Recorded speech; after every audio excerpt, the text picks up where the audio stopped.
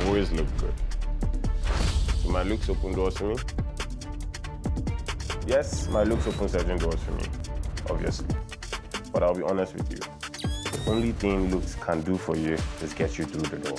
The rest, purely your talent. And when you're a former sales and marketing executive with barely any background in acting, a guy, even talent isn't enough. You just have to do the work.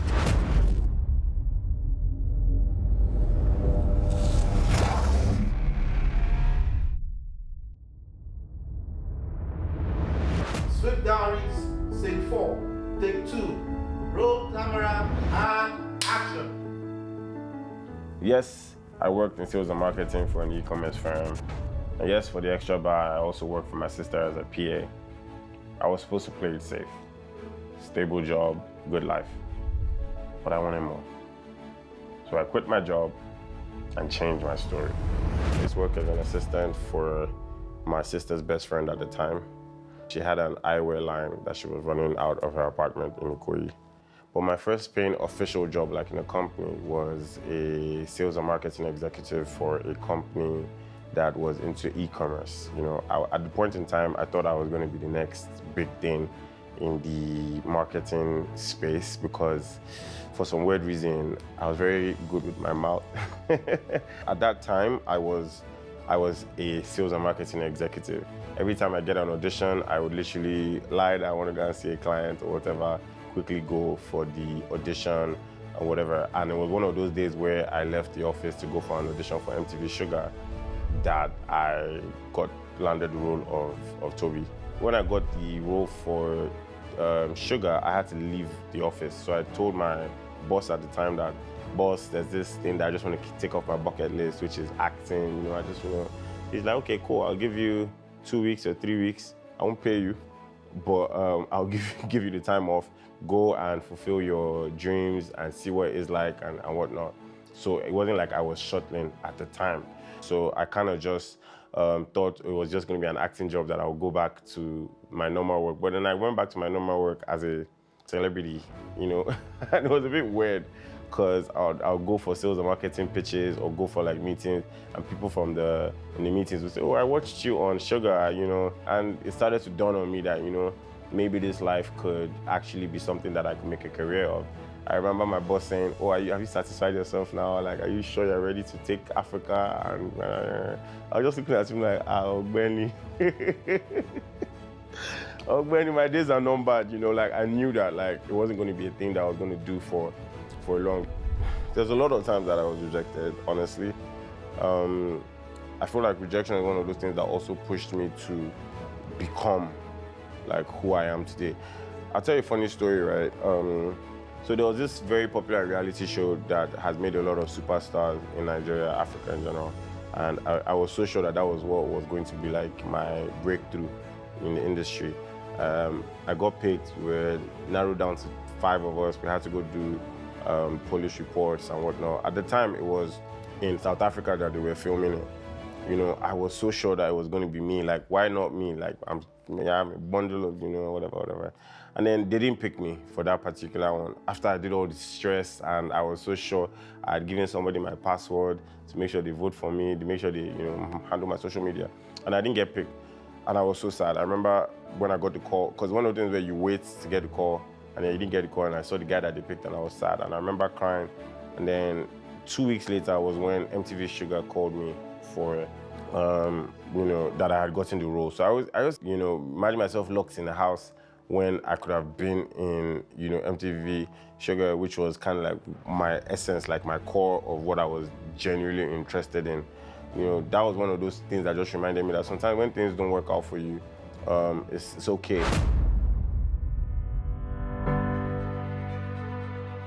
People see my last name and somehow think I had it easy. His sister is a star now. That's how it got in. What you don't see, however, is the countless auditions, the waka pass roles, the rejection. And the nights when I wondered if I hadn't just set myself up for failure by quitting my job for this career. At the time, they were not writing any roles for young actors, male actors. You know, the male leads were older guys. So all the roles that I used to get in film was like XYZ's brother, XYZ's younger son that will have 5 lines in the film, you know. But I always used to tell myself that, you know, first of all, one thing I know that I have that is going for me is that, like, I have an amazing voice, you know. So I always tell myself that every time that they give you an opportunity to speak, you know, let them know, do you understand, that there's power in this mouth. You know, so I always used to make sure I ascertain myself on set. I always make sure that my personality, I was trying to make sure like I would make it shine through as much as possible. So every time that I got an opportunity, it was building my confidence. I was very opportune as well to work with like some of the best directors in the game. My sister as well, one of the best actresses that have ever come out of Nollywood till date. You know, she was also there by my corner, also reminding me, telling me this is how you do this. Why don't you just modulate with your voice? And I was also getting popular, you know, so I knew that on one hand, people are actually watching. And on the other hand, I couldn't disappoint my family, I couldn't disappoint my sister because she's built this great legacy. You know, I was going to come and now be that guy. You know, people already used to say that like I was a Nepo baby at the time because, you know, they just thought, oh, I got my spot in Nollywood out of nepotism because of my sister or whatever. So I was on a mission to prove them wrong. So every project that I got, I was going in with my fists up, like ready to knock down anything that stands in my way.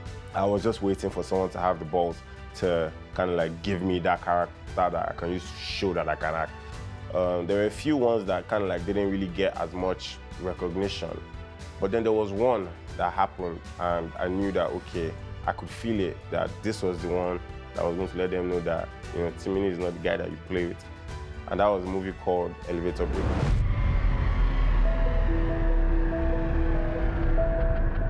I didn't want a shortcut, I wanted my own lane. So I knew that I had to work relentlessly night and day until the industry gave me my respect, my crown. I think I've done pretty well for myself. I remember reading the script for Elevator Baby and thinking, yeah, this is it. Working with cast and crew, and when the movie finally came out and hit the screens, I knew everything was about to change, and I was ready. Elevator Baby was supposed to be a film about a guy stuck in an elevator with a pregnant woman. I got to the script read, I saw that it was Toyin Aimaku, Auntie Toyin. And then she was pregnant, for real.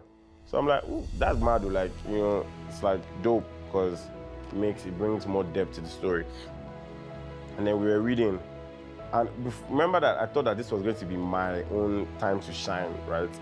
But then at the read, everything I say was just falling flat. But everything that she said, the whole burst out laughing. You know, she's funny effortlessly. And then I was like, And I put myself to the corner and I said to me, this is your chance. You've been working all these years to get this opportunity. You're not going to get this opportunity and let this woman, with all due respect, take your shine. You know, so guess what? You're witty now. Come outside the script and make this thing happen, you know. And then literally, I'll never forget, like, the scene we're doing right after that. She said something and I said something. I went off script, gave her back. I could see her face. She was like, give me this small boy. But, you know, I took control of the set. I told her that this was going to be our AMVCAs.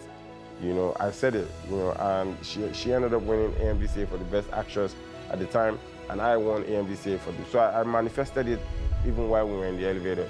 And that movie was a blessing to me. That movie made people start to, you know, that movie was one of the blessings, you know.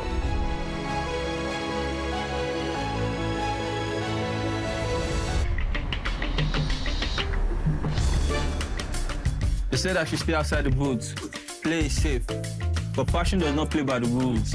So I stepped in and changed the game. The game changed for me one stitch at a time as I moved my path from numbers crunching to fabric punching. I started over, no safety nets, no guarantees, just a strong belief in my craft. And I don't know, maybe I feel like I lost you or something. Does that make any sense? Inspiring others, that is the path to building a legacy. Actor, creative, producer. I don't fit in a box, and that's exactly why I stand out. Standing out for me meant I had to step out of my comfort zone to stay ahead. And that meant creating a name that would open doors. The Billionaire Chef, I love the sound of that. Swift Diaries, the story of the ones who redefine the rules. Now streaming on MTV Base and BET. Be the standout Swift.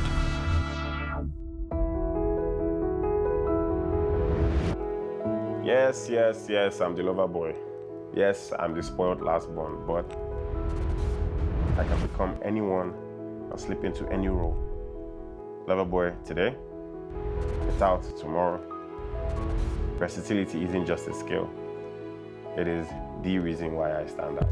My guiding principles as a human being is more realistic to answer. And though that would be to make sure that regardless of whatever it is, I stay true to myself. I don't bend for no one. And at the end of the day, I realize that, failure is not that much of a thing to be afraid of. At the end of the day, you have to be able to take risks, because if you don't take risks, then you're not living, you're just existing.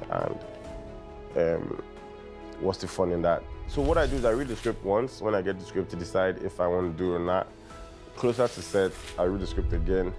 And then after that, I just go and become. So I don't over practice scenes. I'm very good with lines and assimilating what the script is, but I try to not over practice, because my idea of the character has to kind of mix with the director's idea of the character. So when I get on set and I understand where the director thinks the character is supposed to be, I kind of maybe explain to him what I was thinking, and then we find a middle ground, and I'm very happy to just adapt. There's 100 personalities inside of me as I'm speaking to you right now. So I just decide, and apart from the fact that there are 100 personalities, I've also been through a lot as a human being, For me, it's just a thing where I've just been able to decide that regardless of what it is, I wouldn't take no for an answer. I've also decided to make sure that I follow my gut, my inner self, and also just refuse to be put in a box. I want to play a villain. I want to play a really, really, really, really bad person, like Joker. Yeah, because at the end of the day, I feel like the villains have the most fun. That's where you really get excited. That's where you can really do exciting stuff. That's where I can really show my alter ego and whatnot. Yeah, I want to play a superhero as well. The next chapter is telling my own stories, producing films that shape the future, and giving other actors the same chance I was given. My first role in Nollywood was Tinsel. I played character Dozier. I played character Dozier on Tinsel. I didn't prepare. I was just excited. And the thing about Dozier is, I always say this story, is Dozier never, I don't know if the writers of Tinsel thought that he was mute or dumb, but Dozier never had lines like that. So Dozier would just be at the back, just acting excited when mommy comes in, I'll tell you guys about my first movie as an executive producer. No, so the misconception is that it's my first movie. It's not my first movie. I've done a few films that I've EP'd, across all platforms, streaming, cinema. But Real Love is the first one that I was the head guy in charge. God showed up for me. My supporters showed up for me in their numbers. Marketing budget wasn't great, and it was just one of those things where I'm just guys, it's your boy, Timini, please come through for me. It means a lot. And the success of Real Love has now kind of pushed me to make the conscious effort to make more films that I have creative control over. I thank God for the success. It's now one of Nollywood's top 10 most successful movies in the box office. If you check that list, I'm probably in 4 of them. But Real Love is my own, and that gives me so much joy.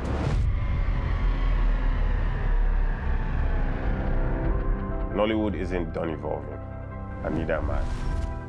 I've barely scratched the surface of the stories I have to tell. Authentic stories. Stories that don't just shine, but stand out.